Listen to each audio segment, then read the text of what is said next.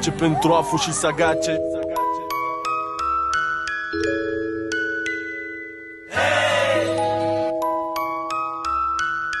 Bucata asta merge pentru frații mei. 1, 2, 3, toată lumea strigă. 1, 2, 3, toată lumea strigă. 1, 2, 3, toată lumea strigă. Din Tomis Nord până în cartierul tăi. E Colentina, cartierul meu, unde am copilărit și m-am născut eu.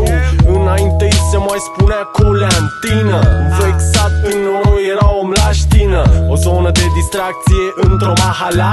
În nord-est București capitala. Singurul loc în care totul pare neschimbat, indiferent de vârstă și stare. Mergeam la școala 30 lângă doamna Ghica. Chiuleam și ne jucam cornete în parcul Plumbuita. Pe lângă frații mari mai luam o lecție și mai băgam o surpriză turbo la colecție. La fotbal ne adunam în spate cum dădea lumina. Aveai loc până și vecinul își muta mașina. Vedeai alei plină de copii și copăcei. Făceam echipe la un basket în studențe stei. Eram Phantom și Jerry, avea un vibe bun. Fetele ne părăseau să vadă Sailor Moon.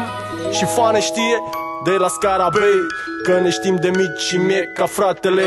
Și vreau să dau cu pace pentru cine mă mai ține minte și-a copilărit cu mine. Și vreau să dau cu pace pentru voi, cei care vă bucurați de acest beat vioi. Zi 1, 2, 3, toată lumea strigă hei.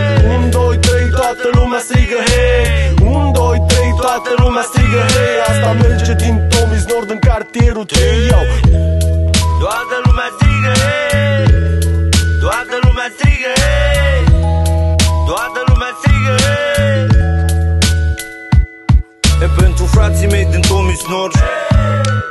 Strigă și tu dacă ești de acord. E pentru frații din liceu, liceul energetic unde am învățat și eu. E pentru cei de la construcții care acum au diferite funcții. E pentru mulții mei prieteni.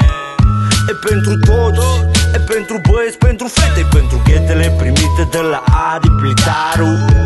Pentru Eric sus paharul. E pentru Bibi. E pentru Chris Blaze cu care prăjeam midi. E pentru fratii mei oaspe cunoscut ca Mr. Twix pentru alții. Pentru Sagace care a făcut melodia. E pentru toți cu care împar felia. Zi